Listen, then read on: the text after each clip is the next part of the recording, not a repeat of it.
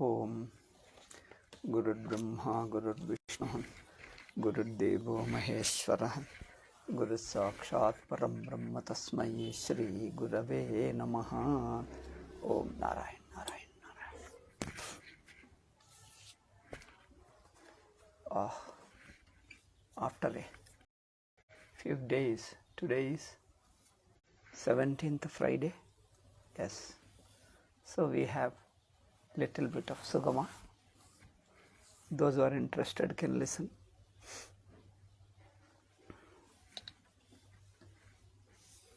We were discussing how Adhyasa is Ananta.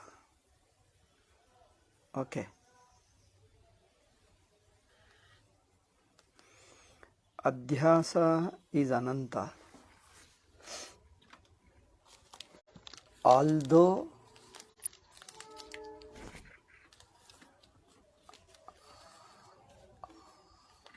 Swapecha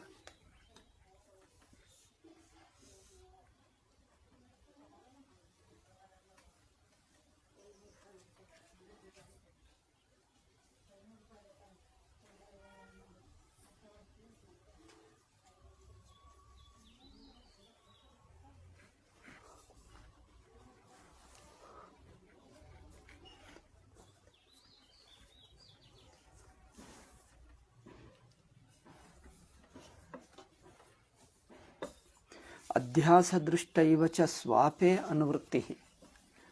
That Adhyasa actually doesn't continue in deep sleep, because deep sleep is a state of non-duality, is an experience of non-duality. Because there is no vritti. Adhyasa is a vritti. By vritti we mean not an individual thought, but anything other than Brahman. The entire universe, anything other than Brahman. All that put together we are calling as a pratyaya. So Adhyasa is a mithya pratyaya. That pratyaya is absent in deep sleep. Yet, either anuvritya, ananuvritya, I am not able to understand. Some mistake must have happened. Adhyasa drishtaiva cha anuvrittihi swapa adhyasattvadeva cha asya yavat swapa badaka jnanodayam anuvrittihi. Okay. Adhyasa drishtaiva cha swape cha anuvrittihi badhavapi badaka jnanena badhavapi iti anantata jnanena badascha. Okay, correct. So actually in Sushupti Adhyasa is not there, because Sushupti itself is freedom from Adhyasa. Yet as long as we take Sushupti as one of the three states, that means we are looking at it from a different angle. What is that angle? Remaining in Adhyasa. Remaining in Adhyasa, we experience three states. Because waking state is within Adhyasa is very clear. Dream state is within Adhyasa is also clear. Because there is a pratyaya and there is a duality. Okay. There is a pratyaya. Pratyaya means a thought. Thought means not a given individual thought. We are talking of the entire experience of universe is called thought. Entire state. State is called a thought. That is a pratyaya. So entire waking state is a pratyaya. Dream state is a pratyaya. But what about Sushupti? Is Sushupti a pratyaya? This is a little complicated. That's why many of the people are unable to understand it. Sushupti as an anubhava is not a pratyaya, it is directly Brahman. It is nothing but Brahman. But if you take Sushupti as a state, how do you see? If you take means what? If you look up, if you relate to it, if you think of it as a state, then there is an adhyasa related to it. There is no direct experience of adhyasa in the deep sleep, because the deep sleep as an experience, there is no adhyasa, there is no pratyaya, there is no duality. But when you are referring to Sushupti as a state, then it is an adhyasa. This is a confusion. This is a bit difficult to understand. Now we are discussing that point. When you take it as an avastha, what happens? You are seeing it as one of the three. That means you are seeing it at the level of waking and dream. It is something similar to waking and dream. It is one of the three. Okay. One of the waking, dream and deep sleep. And when you are in adhyasa, that is when you are in a vritti. When you are a vritti, through the vritti, when you look at deep sleep, what happens? Sushupti looks like absence of other two states. It is a state of absence. Just as there is a duality, there is a perception in waking and dream. It looks like absence of perception. Okay. Perception means subject-object duality. This experience of subject and object is called perception. I am using perception in this sense. Subject-object duality. So, the experience of subject-object duality is present in waking and dream. So, they can be clubbed as one because they have some similarity. But deep sleep is something different from these two, because there is no duality. There is no experience of subject and object. Yet, when we take Sushupti as a state, we see them as a tentative suspension of waking and dream. Okay. As a tentative suspension of waking and dream. Tentative suspension is called avyakta. Because it is a suspension, no doubt. First, seeing the deep sleep as a suspension of waking, as a suspension of duality of subject and object, or the perception, either way, either perception or duality or the states, other two states. When we see deep sleep as a suspension of other two states, then suspension means it is a tentative. Suspension means it is a tentative suspension. The very idea of tentative suspension means it is the waking and dream is not there but will come again. Okay. Suspension means tentatively suspended. This tentative suspension itself is a relationship with waking. Waking means waking and dream put together, clubbed as one state of duality. So when we say it is a tentative suspension of duality, it is related to waking only, related to the states of duality. That means still we are seeing from the standpoint of vritti. Okay. Therefore, then the deep sleep looks like a state of absence, a state of absence of other two states. Okay. It is a tentative absence of two states. It is an avyakta. When we say it is a state of absence of other two states, it is related to other two. It is related to waking and dream. Because the waking and dream get suspended for a while and again come back. Now, even when you say it is a tentative suspension, But the experientially you don't see any suspension or anything. As an experience of the state, it is non-dual. But when you refer to the sushupti as a state, when do you refer? When you are in waking, you think of the deep sleep as a past event. You talk of deep sleep as a past event. Is a tentative suspension of the waking state. Okay. Then it looks like a memory. It is, in fact, it is not an actual memory. When can it be actual memory? When you can really experience a suspension of the waking state, absence of waking state. But nobody has an experience of deep sleep as an absence of waking state. Because when deep sleep is experienced, it is experienced as a non-dual truth. As a non-dual truth, it is not experienced as an absence of waking. But when it is referred to, when are you referring? When you are in deep sleep, you are not referring to it. You are referring to it when you are in waking. Okay.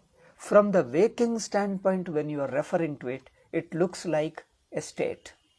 It looks like an absence or a suspension of waking. So this suspension of waking looks like another thought. But this thought you are not creating. It is an instinctive thought. That's why we call it as a part of Adhyasa. That means instinctively you have a thought. When you have an instinctive thought of waking state, waking and dream are instinctive thoughts. You take waking as a state, not the details. Don't go to the contents of the waking state and the contents of the dream state. Okay. Content of the dream state, content of the waking state, we are not looking at. We are taking waking as a state, dream as a state as a whole. So waking as a state as a whole is a vritti.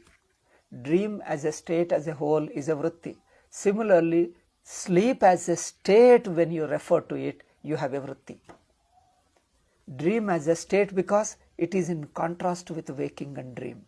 It is a tentative suspension of waking dream. So in relation with waking and dream you are talking as a tentative suspension, then it is naturally that relativeness is a thought. Okay, then deep sleep is an instinctive thought of three states. You have an instinctive thought of three states. Okay. All the human beings, some people say even all animals also. Since we don't know about animals, whether they have dream, whether they have deep sleep, they say animals also have deep sleep. Regarding dreams, I am not sure. But definitely they have a waking state and they have a deep sleep state. Even babies have, when babies have, why not? Babies have a waking state, probably dream state also. But definitely they have a deep sleep. So, that means from the relationship of the waking and dream, you see a state of absence. Because these three, waking state, dream state and deep state, these three states of these three is an instinctive idea we all have.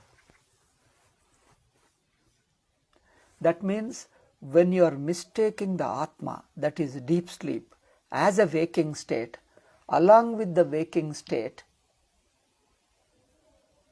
the real Atma looks like a deep sleep. Okay. From the waking standpoint, you look at the Atma. Atma appears in two ways. One is it is mistaken as a waking.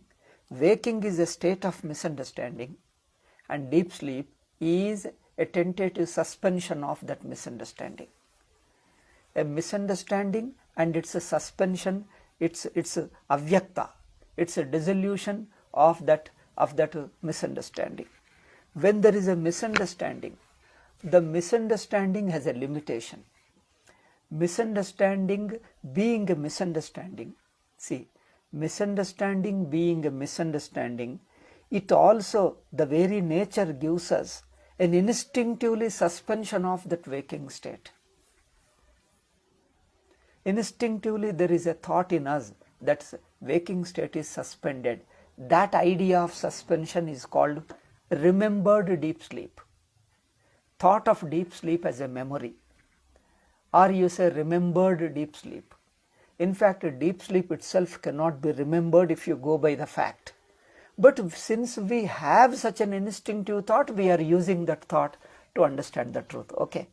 Deep sleep as a state, when you look at it, waking state is tentatively suspended, therefore it looks like as a tentative memory of the deep sleep, of a blank, memory of deep sleep as a blank, as a past, as a darkness, as a tentative suspension of waking state, as an avyakta of waking state.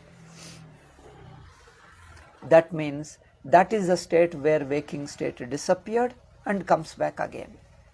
This is what we have an idea of deep sleep. So this thought of deep sleep as an idea, not as an experience, as an idea is called avyakta, is called a state. Okay. So if you look at as a deep sleep, as a state, as an idea, this is in relationship with waking. Therefore, this way of looking is from the waking standpoint. That means from the thought, from the standpoint of a thought. Therefore, we say even that way, the looking at a deep sleep as a state is within Adhyasa only, because still within the thought, state of a thought alone, you are looking at a deep sleep and taking it as a state. State is a thought only, as a memory, memory of deep sleep. So as a state, when you have a memory of deep sleep, that memory says that I have experienced this blank. Mind thinks that I have experienced this blank. I have experienced suspension of the deep sleep and came back. Actually not experienced, but mind thinks that I have experienced and come back. Okay, so this thought of I have experienced the suspension of waking state and have come back now, this thought that I have gone to deep sleep and come back, this thought is within Adhyasa. To explain this last sentence, we had to discuss in the last two classes, this present class and the previous 1 or 2 classes. This point. So, even in deep sleep, Adhyasa continues. This is what Swamiji is telling. Why we have to say that? Because Adhyaso Anadiranantaha. Bhashyakara told Adhyasa Ananta. And how do you explain Ananta? In waking and dream is okay, Ananta. How do you say deep sleep? In the deep sleep also Adhyasa continues. If you can prove that Adhyasa continues in deep sleep, then you could prove that it is a Ananta. But actual experience of Sushupti shows that Adhyasa doesn't exist. When it doesn't exist, then how do you prove that it is a Adhyasa is Ananta. Ananta means endless, unbroken. Adhyasa is unbroken. Until Jnanam takes place, Adhyasa is unbroken. How do you say? That is because as long as you look at from the standpoint of Adhyasa, so Sushupti can be looked at, I am repeating it. You may be feel bored. Those who have understood feel bored. Those who have not understood, it is useful to them. Sushupti as an Anubhava is beyond Adhyasa. But when you refer to it as a state, as a past event, then it is within Adhyasa. See, two things. It is within Adhyasa, it is a continuity of Adhyasa. When you experience as Sushupti, it is beyond Adhyasa. But when you call it as, refer to it as a state, as a tentative suspension of waking state, then it is Adhyasa. Okay. Then in that sense, then Sushupti can be called as a continuation of Adhyasa. This is where most of the people misunderstood. Somebody wrote a thesis against Satchidanandendra Swamiji in English, somebody in America, and published it in that, what you call, Philosophical Quarterly in India. Long before, not now, long before, maybe 20 years ago, they have published it.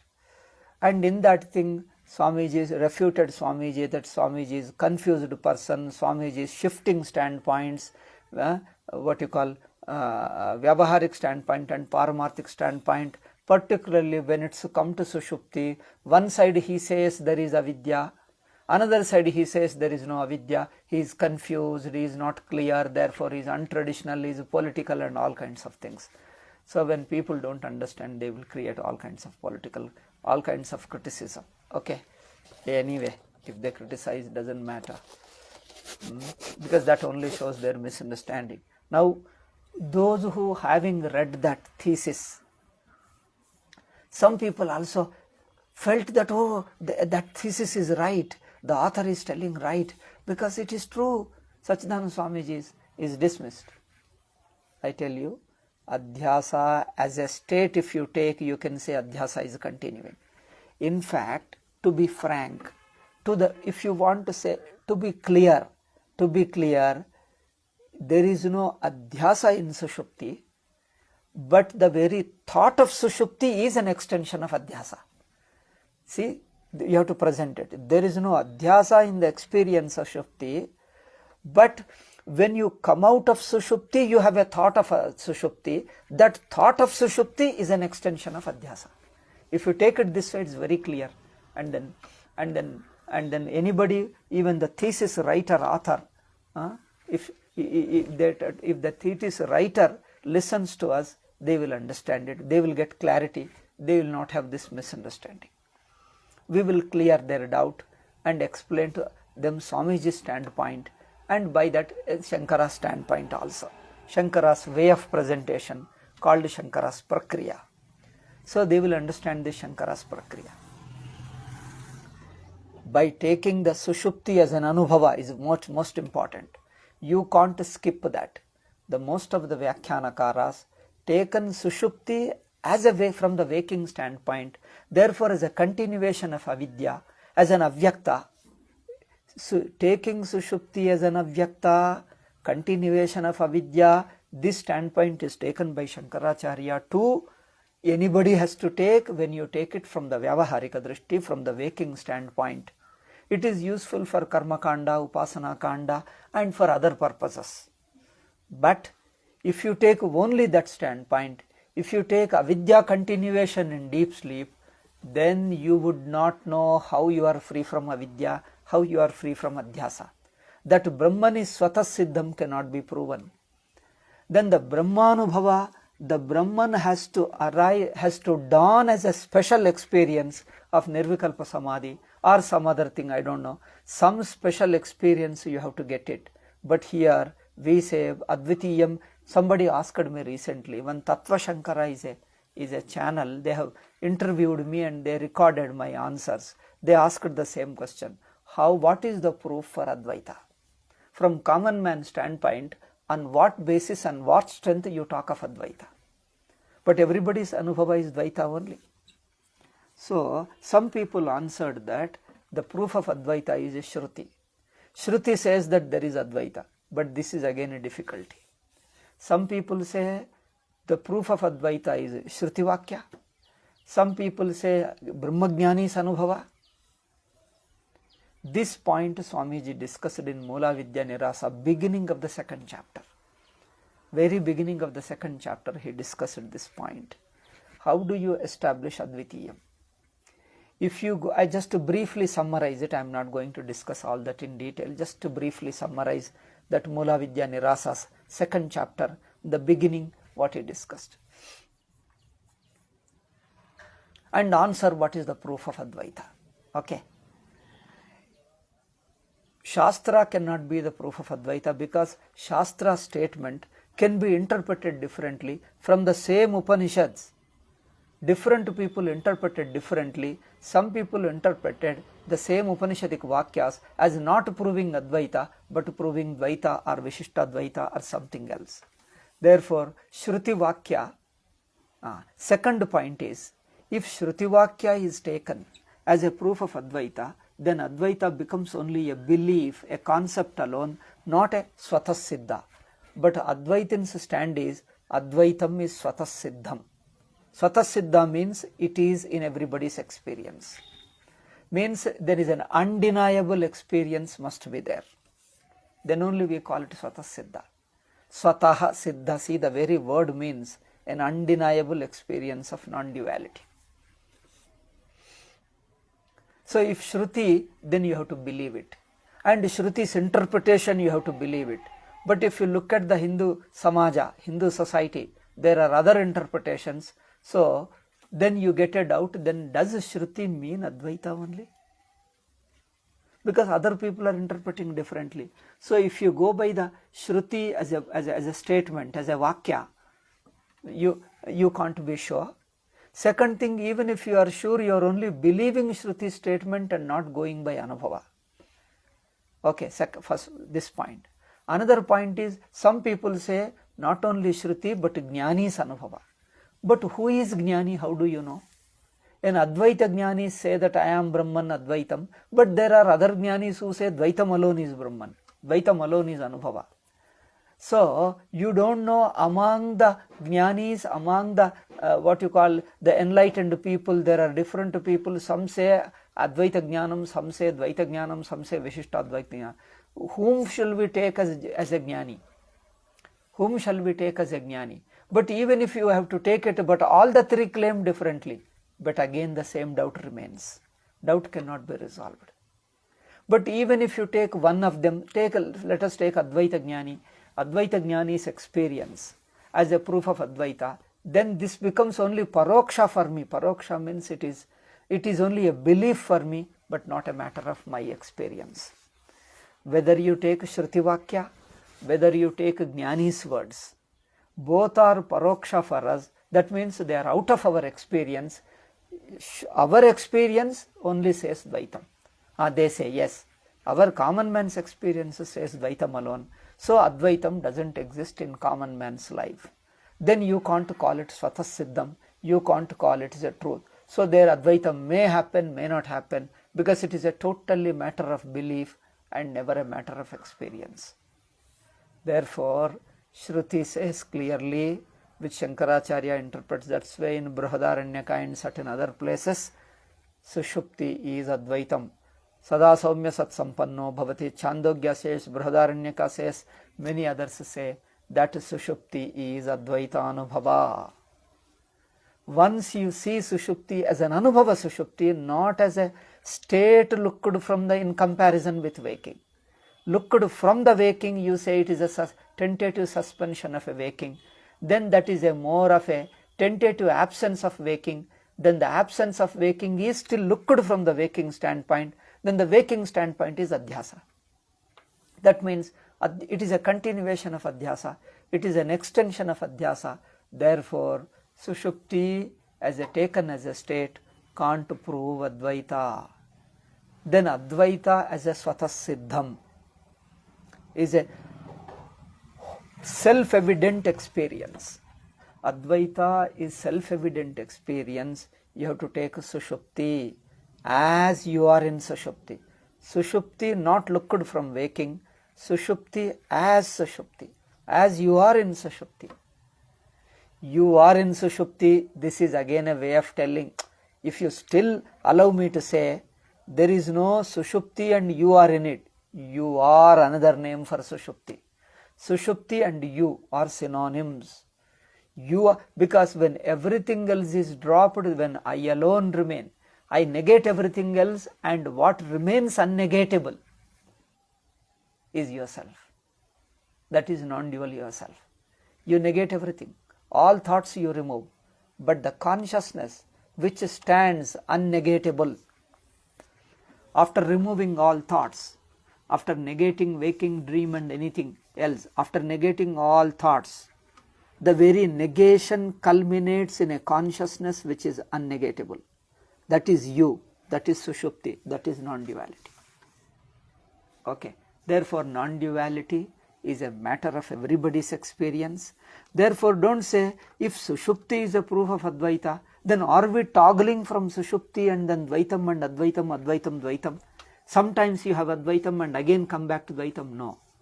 Advaitam is not a state you can suspend, you can replace it. Like you see space. I'll give you a simple example. Sushupti, when you come to waking, Sushupti is not replaced. Sushupti being non-dual, it is yourself. You are not replacing yourself with the help of waking. Waking is not replacing deep sleep. Deep sleep is not, as a non-dual experience, is always there. So we ask you to look at the Sushupti only because it helps us to see non-duality. Therefore, don't pay attention to waking, just pay attention to yourself. You are non-dual. That is Sushupti. Just as I give you an example, here is a hand. If you want to bring another thing like this box, you can't place this box in place where the hand is. You can place it over the hand, below the hand, by the side of the hand, but not exactly in the same place where the hand is. Exactly in the same place where the hand is. To place it, you have to remove the hand and place it. That means hand can be replaced. But as when the hand is, this box can't be placed. Okay, this is simple logic. Simple experience, everybody's common.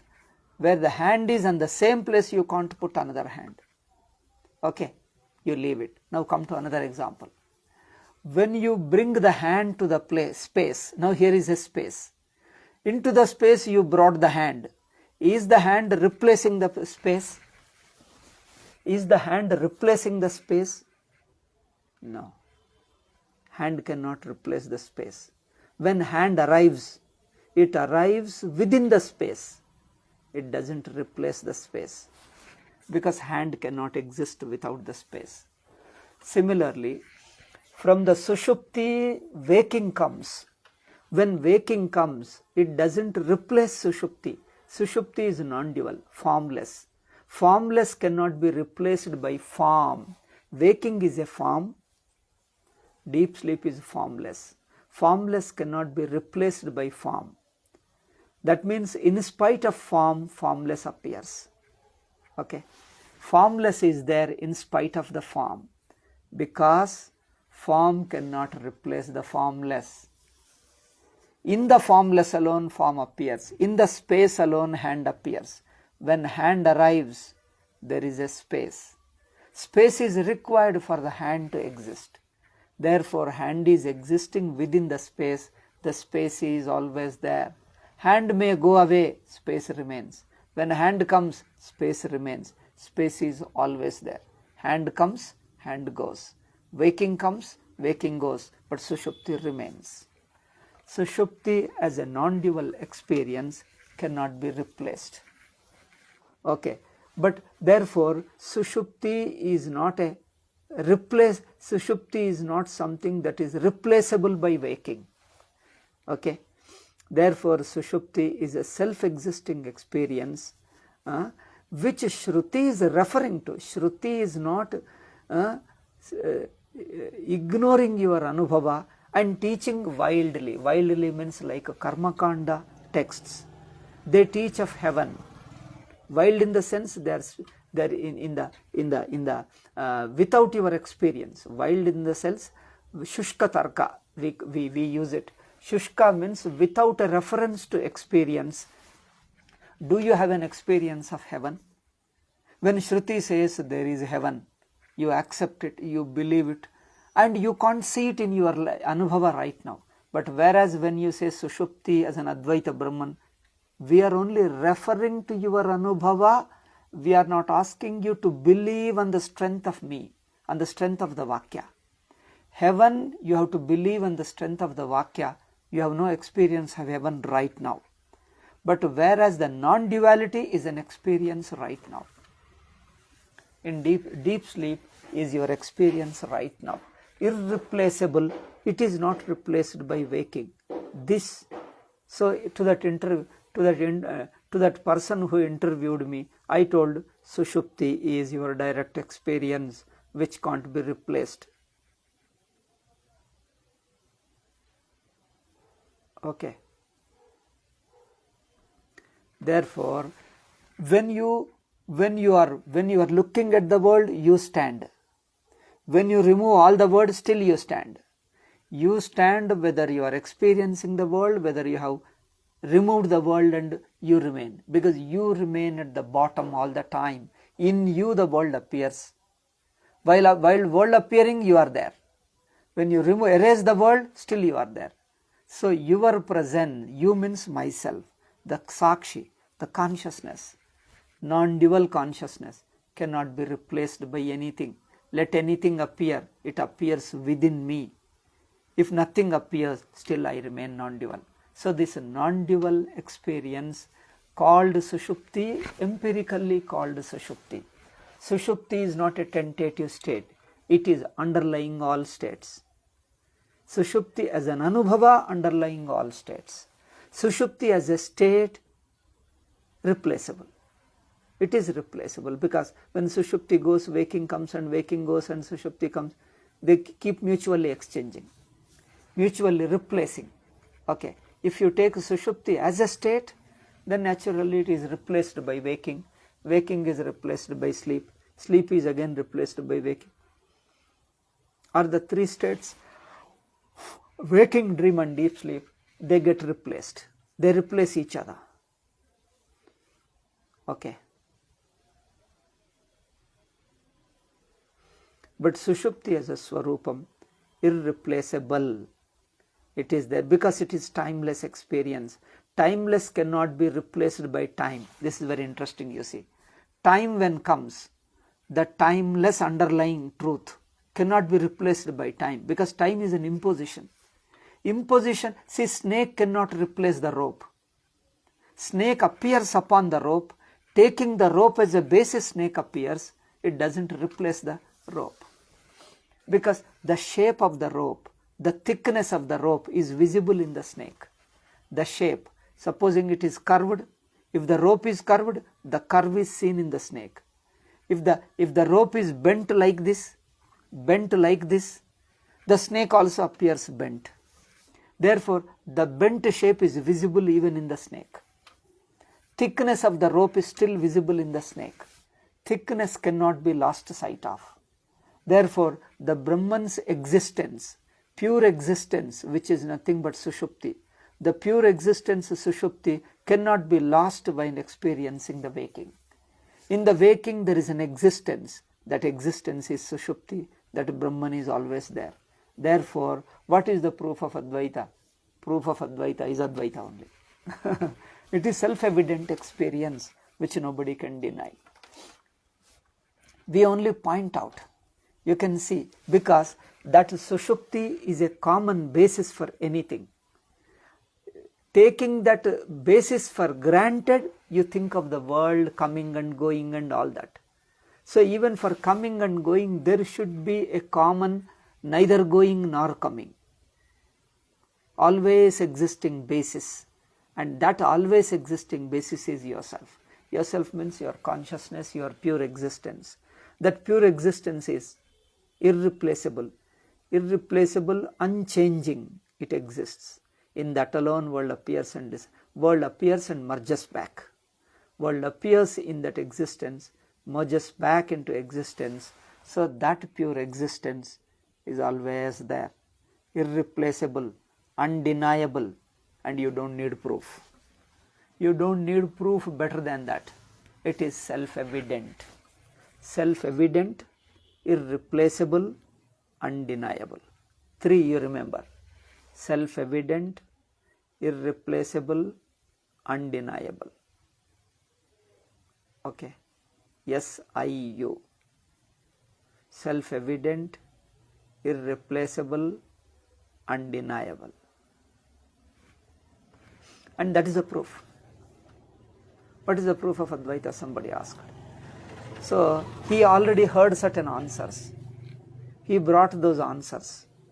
One is Shruti. Another is Jnani's Anubhava.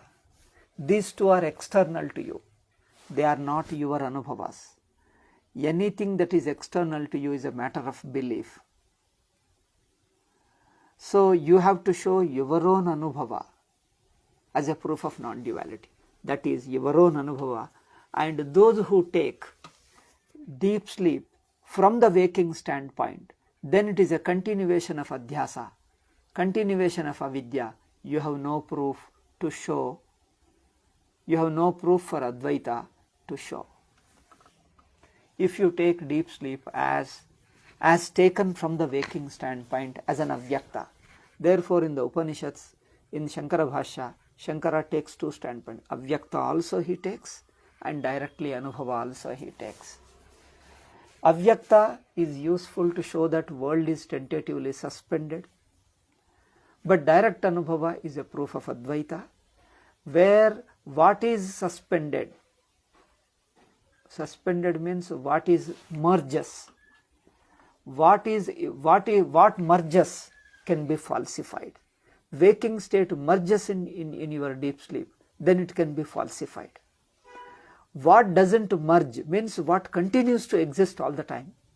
What is all the time existing, you cannot negate it and you can't understand its negation. A negation is possible only you can throw the experience out of your experience. You can throw something out of your experience. Waking can be thrown out of your experience. That means you can stand without being a waker. Without an experience of waking, you can stand. If you have this experience, then you can disprove waking as a false. If you have a waking, continuous waking alone, you can never see the suspension of waking, then waking cannot be removed. Waking cannot be dismissed. If you have a continuous waking, unbroken waking, nobody can remove. If Adhyasa, continuous vritti is there, you can never have an experience of absence of Adhyasa. If you can never have an experience of absence of Adhyasa, that is, if you don't have avyakta, if you don't have merging of Adhyasa, then you can't falsify it. You can't sublate it. You can't understand it as a mithya. Because understanding of mithya requires that it should go away. It should go away from your experience. So that experience is yourself. You stand, waking goes away. Waking goes away, but you stand. So that you is the basis to prove how waking is mithya. What gets suspended, what gets thrown out of experience can be understood as false. What cannot be negated, what cannot be suspended even for a while, that means whose absence can never be seen. If the absence of waking can never be seen in life, that means you have no experience of absence of waking, then waking cannot be dismissed. Okay. Adhyasa cannot be dismissed if Adhyasa is unbroken. But there is an experience where Adhyasa doesn't exist. That is deep sleep. Deep sleep is your own experience where you have self-evident. It is a self-evident experience that you have no waking, you have no Adhyasa. Then that forms the basis to prove our Adhyasa is wrong. Adhyasa is false. Okay. That means you can stand without Adhyasa. Then the Adhyasa is kalpita in you. That you who stand always, eternal existence, from the standpoint of eternal existence, avidya or Adhyasa doesn't exist. It is false. It can be proven. Therefore, if you take Sushupti as a Swarupam, then it is easy to disprove Dvaita and stand as Advaita. Otherwise, Advaita will be impossible. Okay. So I am tired and time is also up. We started very late today because we have another extra Gita class. I'll upload it. We have another extra Gita class before noon, 9 to 10:30. Sometimes it goes near to 11. So again, immediately after half an hour, 45 minutes, again I have to have another class. So I am taking little gap, another 10-15 minutes extra gap to start our Sugama class. Okay. We'll stop with this and have next class. This will run for another week because I have some visitors who want to listen to Gita. So for sake of them, I am taking extra class. And it will run for another week. Then thereafter, we will have our normal timings. Okay. Om Shanti Shanti Shanti.